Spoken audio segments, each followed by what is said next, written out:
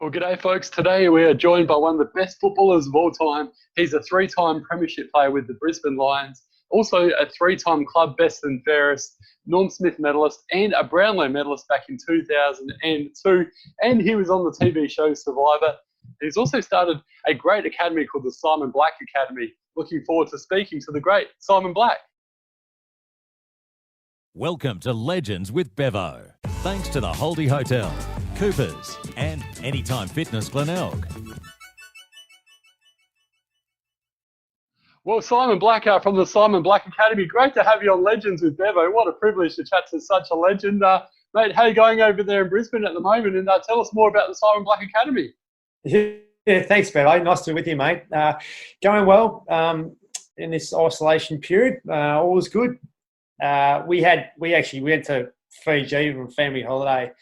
It was 6-8 weeks ago, and when we were over there, it was announced that you had to go in the quarantine period for 2 weeks when you got back. So we had a pretty early introduction to the isolation as a family. Got to know each other pretty well throughout that time.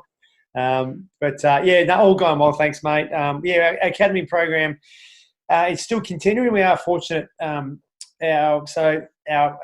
program is an education program first and foremost, tailored with an AFL Aussie rules program around that. We've partnered with Torrens University, and they provide our academic course. First year is a diploma of sports development, which then runs into a Bachelor of Business in Sports Management, second and third year. So it's sort of school leaver type age demographic. And as I said, the football program ties in with the education side, and the AM part of the day is the athletic/footy side, and the classroom education side's in the afternoon. And the age entry is sort of 17 and a half plus, school leaver age bracket. We have programs, one in Perth, one in Adelaide, based at Norwood Football Club, one in Melbourne and one in Brisbane up here. So it keeps me busy, mate. But I've really enjoyed the involvement with the course and with Torrens University the last few years, and I guess trying to impart a little bit of my knowledge from my playing days and life, I guess, to our young males and females. And what's involved with the academy, mate? Obviously, it's training and learning on the job and situations. Playing footy and outside of footy as well. But yes, if I sort of know of a kid that wants to get involved, or for people that are listening out there, tell us more about it, how it all works. Yeah, so as I said, we're partnered with Torrens University, and they provide our academic academic course. The first year is diploma level, which then runs into the degree Bachelor of Business in Sports Management. If there's anybody out there who is interested, I guess a little bit more background around is we have three pillars to our program. It's the education side, the football side, which we try to really, I guess, be specific with our skill development of our young males and females. And a lot of our guys and girls play for their local footy clubs. Not at the moment, I guess, with current environment. But so we, if you come to us and you're an inside midfielder, or you want to become an inside midfielder, we really try to tailor our design our drills around the specific attributes needed to play that position. You're a key back, you're a small forward, whatever it may be. So we really try to be quite proactive to make our students come to us about what it is they want to work on, and we design drills around that.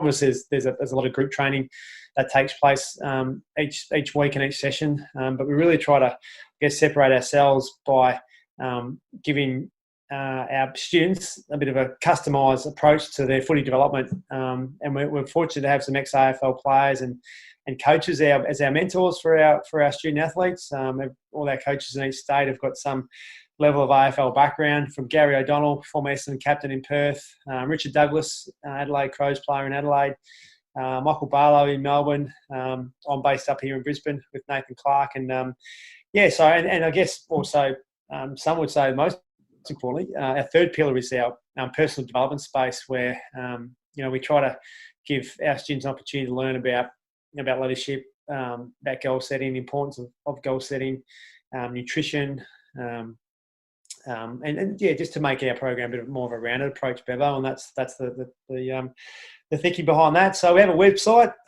It's australianrulesacademy.com.au, and John, our recruiting manager, will get in touch with you if you shoot an inquiry through online. Wonderful, mate. I'll certainly be giving that a big plug for you on Facebook. And speaking of plugs, I better give a shout out to Dale Fleming, who organised this interview today, and great fella Dale, and obviously used to play footy for Norwood as well.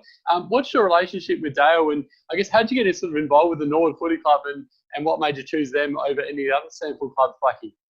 Yeah, Flemo's a great guy, and he was our conduit to Norwood Footy Club, and introduced us to James Fantasia there. And yeah, they've been great. Obviously, such a proud, historic club in South Australian football, Norwood, and got a great development going on there, redevelopment going on there at the moment, haven't they? Which should be completed soon. So we base ourselves there. We're not affiliated per se with Norwood. We just base ourselves out of Norwood, and use the oval and the gym and so forth. And as I said, James Fantasia has been great, and it's a great facility. And Jared Cotton, the head coach there, helps out as well with our students with some coaching at times as well. So I feel very fortunate that Flemo has been a great conduit for us to be linked with Norwood. And as I said, a great club, and always enjoy coming down to Adelaide and working with the students in the program there at Norwood. Well, looking forward to meeting you in person one of these days, mate, when you do come down to Norwood and shouting you a coffee for this great interview today. It'd be good to see you, mate. Now, let's get on to your experience with the TV show Survivor, Blacky, because my missus absolutely loves it. It's a very popular show around Australia. I watched it as well when you were on there. It's just unbelievable, some of the stuff that they make you guys do, and then surviving all that time as well. You did really well. You're very close to winning it. You're the 18th person voted out, so you got pretty close, and you got blindsided as well, so you're pretty stiff. Talk us through your experience on Survivor. Yeah, I loved it, Bev. It was an incredible experience, one of the most amazing experiences of my life, that's for sure. I was actually saying to my wife last night that we made it 6th or 7th, whatever we are today, that this time last year was probably about day 4 or 5 out there in the jungle in Fiji and of the game. And I remember having this overwhelming feeling of I guess, anxiety and just, so I'm talking the lack of food kicked in and the lack of sleep. I think we were probably going off a couple of hours sleep every night for the first week or so. And you're just like a zombie. And obviously the lack of food, you get rations of rice and beans that they don't really fill you up too much. So it really hit me. And I was like, wow, how am I going to last 20 days, let alone 40 days out here? You have that moment and you sort of, so I was lucky to last 42 of the 50 days, and you have moments where you really ebb and flow. But I remember that first day 4 or 5, just thinking, my goodness, this is get me out of here. But that's what a lot of people have. They experience it, everyone goes through it, and you come through it, and your body just adapts. I found weight wise, my body weight, you drop really quickly, really suddenly for. I'd have as a guess, I would have lost 6 or 7 kilos in the first 9 or 10 days. Wow. We hardly ate any protein. We couldn't cook our beans. We kept making a mess of those when we tried boiling them. And then you plateau for a long time. But to talk about the game, I mean, I just loved it. It's such a great experience. It's a bit of a contradiction, Survivor, in that, it's a team. It's a real team, tribe v tribe.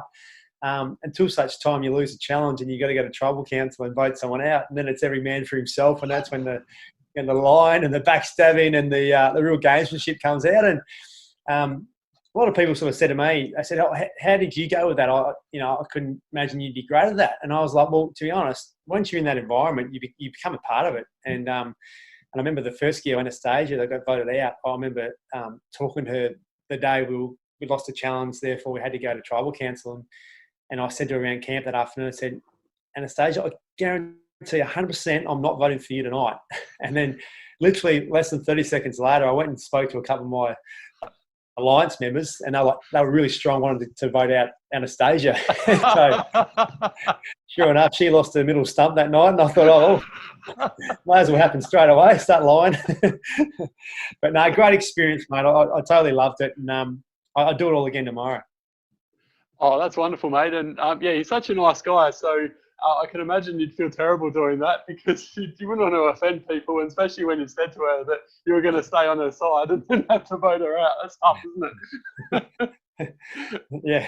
Well, yeah. I mean, I did. I felt terrible for a little bit, and then you quickly had that feeling of, oh, well, it could have been me, you know. So that's what gets you. And I got blindsided, like you said. I mean, I didn't get. I've copped it from my mates a lot. I didn't get a lot of airtime in terms of strategy or gamesmanship.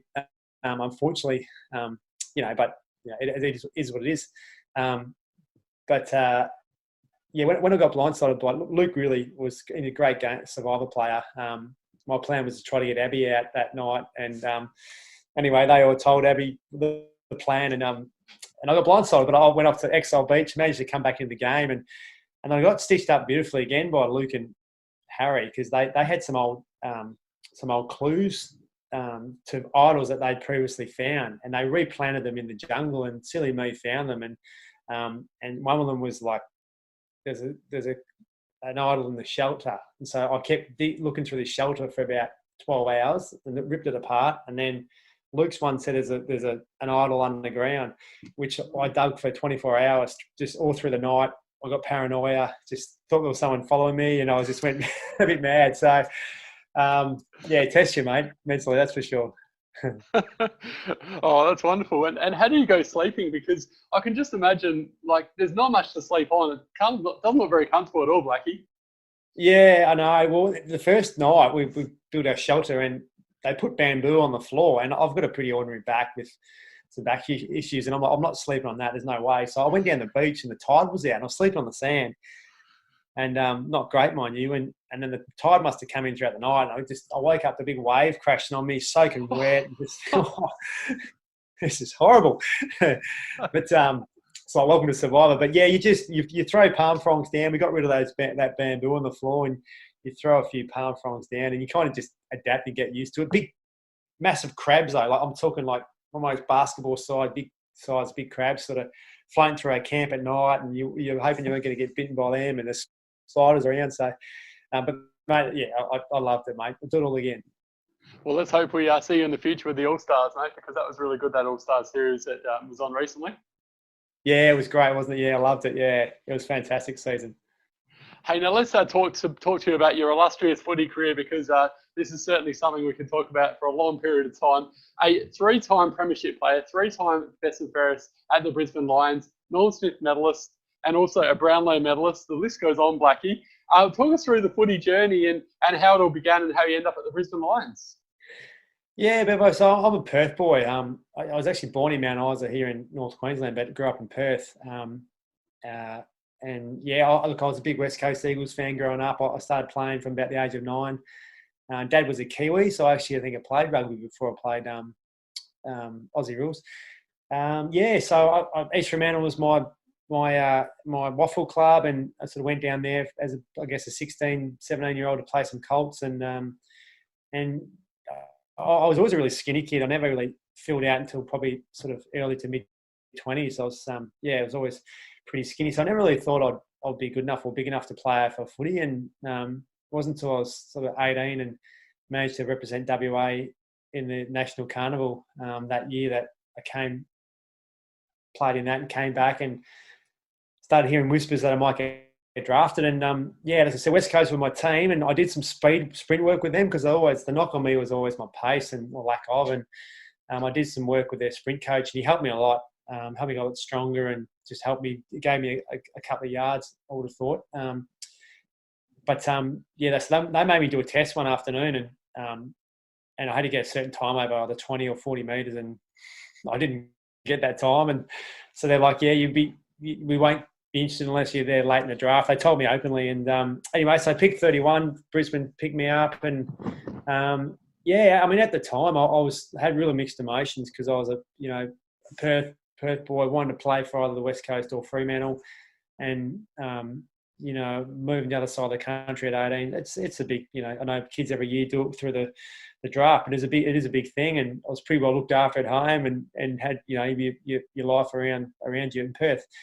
But when I arrived, I just, I remember getting off the plane, just thinking, I'm just going to give this a red hot crack. And you get a 2-year contract when you get drafted, and I'd love to play a handful of games in that time. And then if I get sent on my way back to Perth, and so be it. But I didn't want to die wondering. So I pretty quickly realised that AFL players, they've got some talent, but I guess what separates them and allows them to have longish careers is their work rate and ability to keep improving. And that was a big part of my sole focus, really, just to find continual improvement and build my body up. And I was lucky in my first year in '98 that we had a lot of injuries to our senior players, and I played 9 games probably before I was ready. I only played 2 games for East Fremantle the year before off the bench, and I arrived at about 72, 73 kilos in Brisbane, so I was pretty skinny. So all that you pick up and you learn the first year or two. The second year here in '99 for me, I was lucky, I guess, to get a regular game and find my feet at AFL level. And and then a couple of years after that, we obviously had that breakout year in 2001, and it was a pretty incredible era to be a part of. Yeah, you won the 3 premierships in a row, and the 4th one, I have to say, I feel a little bit sorry for you because I'm actually a power man, and don't hold that against me. And I almost, if we weren't playing against Brisbane in the grand final, 100% would have been going for you guys to win that grand final. But when the siren went, I was a happy Port fan, but I felt really sorry for you guys at the same time going for your 4 in a row. But the 3 premierships, though, mate, which one was your favourite and why? Yeah, it's funny. I was talking to Lee Matthews not so long ago about it. He said to me, he thinks about the 4th one more than the 3 we won. Oh, right. And you do a little bit, because I guess it's the most recent, and you often learn more from your failures than your success. But look, the first one against Essendon in '01 was just sheer exhilaration because it is the first one, and that was incredibly special. I remember feeling a little bit overawed running out there and playing that day, and just the occasion. You're a kid growing up wanting to be there, and here you are, and in front of 100,000 and the big TV audience and whatever. So that was just amazing. I didn't have a particularly great game that day, but that first one was incredible. The second one was probably more relief because we were the red hot favourites in '02, and Collingwood really gave it to us, and we only won by 9 points in the end. So that was probably more relief. And the third one again against Collingwood in '03 as well. They were probably more the favourites going in. They beat us a month earlier, first week of the finals. And so that was just, but, they didn't really show up that day. They didn't have a great day themselves, and we were able to get out to a pretty big lead early on. And that was just the most I've enjoyed a game of footy. To be able to have a big lead and just know that you're probably going to win the game from a long way out. The pressure's off, and to be able to enjoy that on the biggest stage was an incredible feeling, and it's probably my favourite game of footy ever. In 2002, you won the football's most best individual award in terms of the AFL. That was the Brownlow Medal. Mate, what was it like when they announced that you were the Brownlow Medal winner for 2002, and you could celebrate with your friends and family? Yeah, look, it was a real surprise. I knew I had a reasonable year, but I still, I played with guys like Michael Voss and Nigel Lappin, and Ackerd won it the year before, and I didn't see myself in that Brownlow medal winning field, if you like. And when I started getting a lot of votes late in the count, it really sort of it really shocked me, I guess, and really it was amazing. I was like, I think it was probably the worst Brownlow speech of all time. I was that I was that shocked, and there's a fair few and ahs going on, but it was amazing. But in all reality, I mean, I just had to try and block it out pretty quickly because 4 or 5 days later we're playing in that grand final. So it's a pretty full-on week. Being in Brisbane, it probably helped to hide away from the scrutiny, whatever you call it, for the weekend. It really helped going down to Melbourne on the Thursday, just so we go into camp together 2 days out from the big game. But it was amazing, Bevo. It was a childhood dream. You often hear players, you don't, I guess, fully appreciate it until you retire, and that's probably the case. But like, I don't want to sound modest or whatever, but the premierships are far more enjoyable when I look back than that. The work that goes into together as a group. It just doesn't take 1 year to win a premiership. It takes, several years to build as a group and get to know each other on and off the field for that matter. And the premierships are special, but the Brownlow was pretty cool too.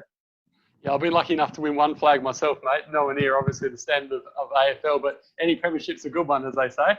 That's it. And now let's talk about your teammates, because you played with some absolute rippers. You played with, obviously, Acker and Brownie, some real characters. But who was your funniest teammate that you played with the Lions, and why? I reckon Mel Michael, our big fullback, big Papua New Guinean fullback, he was a riot. He just loved you to take the mickey out of a run. He'd steal your phone whenever you weren't looking and write messages to random people on your phone. He'd sit in the back, like the auditorium when Lee Matthews was up, speaking to the playing group, and he'd sit behind you. And he used to love wearing these like leather shoes during the middle of a Queensland summer without socks on, so his feet were all sweaty, and he'd sit behind you, he'd pull the heel of his shoe off, and he'd pull it right behind your ear here, and you just smell this stinking foot, and you end up just cracking up or having a go at him, and Lee would start flipping out for distracting the meeting, and he just loved it. In fact, I think Lepper tells a story once where, they were such brothers down back, full-back, centre-half-back together, and Mel he'd get bored, and I think one day he came in at half time and Lepper was injured. He was up in the grandstand, and Mel got his phone out, and he's ringing Lepper at half time up in the grandstand, asking how he's going, how you rate my game so far, and what are we doing after the game. And just a clown, but such a great player, such a great talented player, Mel, and he was a real rock for us down back, wasn't he? But he was a great teammate. Loved him. I love that. That's brilliant. And now you played on some of the best mids going around in terms of from the AFL perspective, Blacky. But who are some of your toughest opponents and why? Yeah, look, I think Cameron Ling and Brett Kirk were a couple rippers. Kane Corns was very good as well.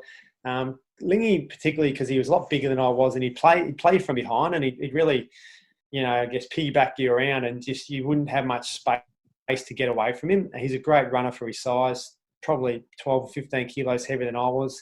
And you try and take it forward when they got the footy as well. And, he grew up as a full forward, so he got a really good set of hands. So he was really tough. Brett Kirk's just determination and competitiveness just made him really hard to play on as well. And not a particularly big guy, Kirky, was he? But just such a super competitive guy that he had to earn every kick. And Corns was similar in that he'd like to play from behind, and Cornsey used to like to hold on a bit more than others. But no, he was a super competitive guy and very hard to get a kick on as well.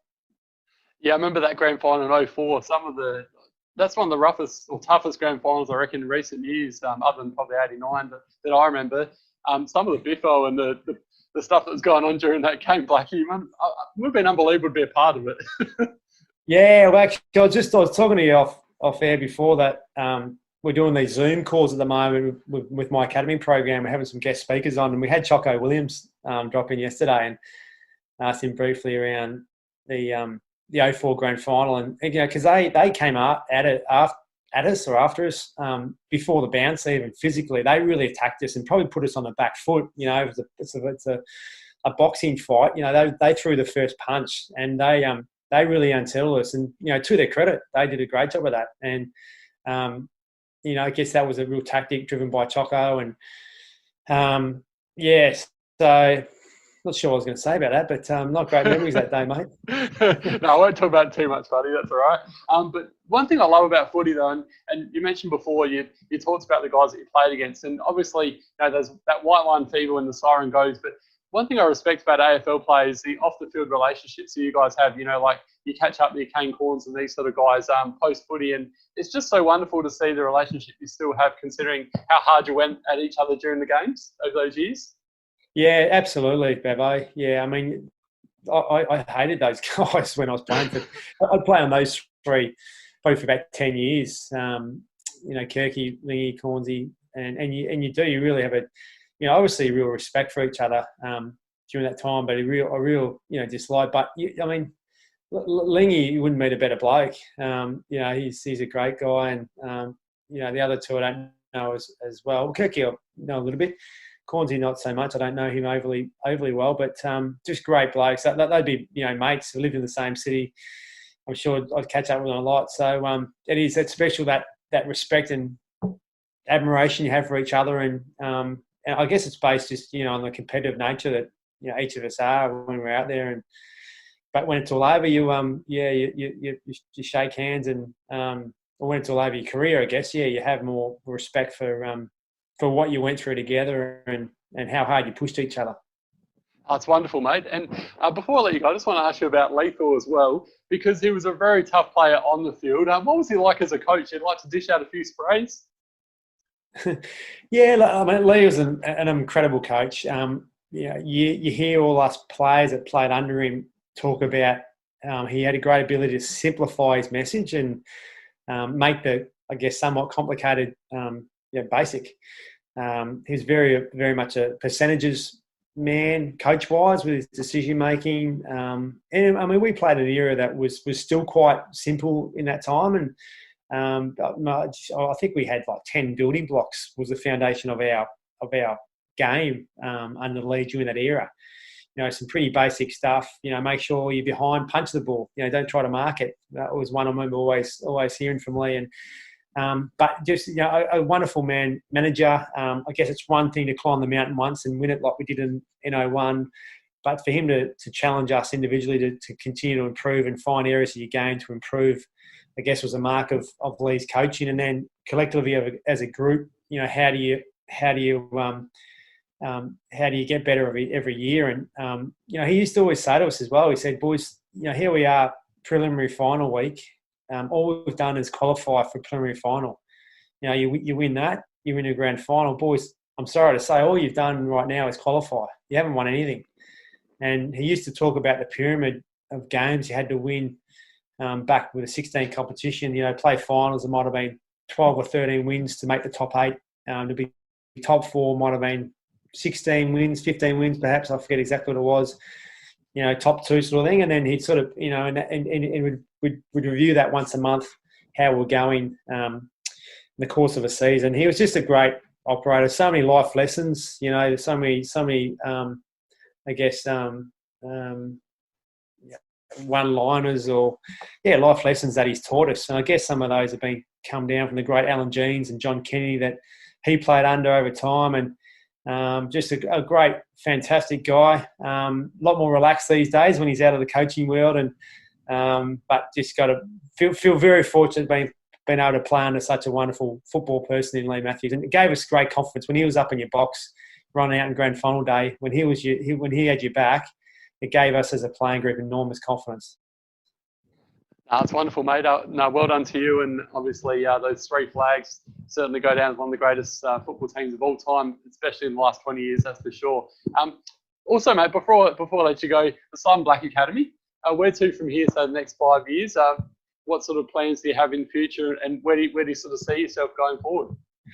Yeah, Bevo, I guess we got a big issue at the moment is trying to create awareness about our program in schools and football clubs. And I hear a lot of when I speak to people about our age that love footy at school leaver age bracket. I say, I wish there was a program like that when I was leaving school, and it's been not really nice to hear that, the combination of education and football you get to do in a program like ours. So for us, it's about trying to create that awareness in schools, and we are a university pathway. We're not in that TAFE space. We're actually in the university space, which is great, through Torrens University, our provider, and you can still do 1 year in a diploma level. So it's awareness really for us. We have the 4 programs in Perth, Adelaide, Melbourne, and Brisbane. So I think it's more about just trying to grow those and continually develop them. And we've got a great team involved of people these days with our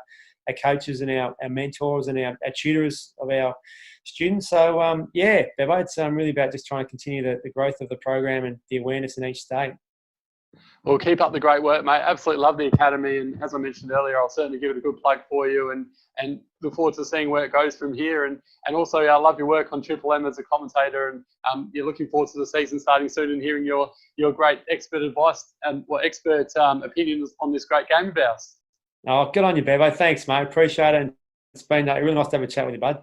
Likewise, mate. Take care. We'll speak soon. Yeah, we'll do. Take care, mate. You too. See you, mate. The Legends with Bevo. Thanks to the Holdy Hotel, Coopers, and Anytime Fitness Glenelg.